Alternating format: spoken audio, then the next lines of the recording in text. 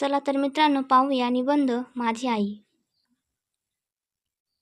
आई म्हणजे प्रेम, माया, त्याग आणि संस्कार यांचे सुंदर रूप होय.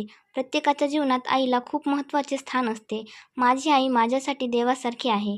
ती आमच्या घराचा आधारस्तंभ आहे. तिच्याशिवाय घर अपूर्ण वाटते.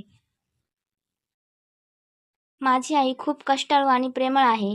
ती रोज सकाळी लवकर उठते, घरातील सर्व कामे करते, आमच्यासाठी चविष्ट जेवण बनवते, घर स्वच्छ ठेवते आणि सर्वांची काळजी घेते.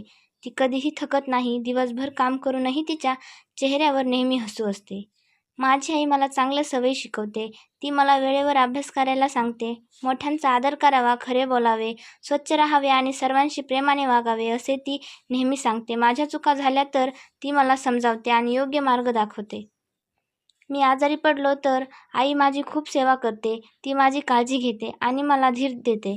माझ्या आनंदात ती आनंदी होते आणि माझ्या दुःखात तरीही दुःखी होते. आईचे प्रेम निस्वार्थी.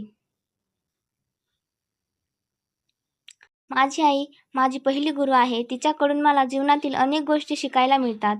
मी मोठा होऊन तिचे नाव उज्ज्वल करेन आणि तिला आनंद देईन.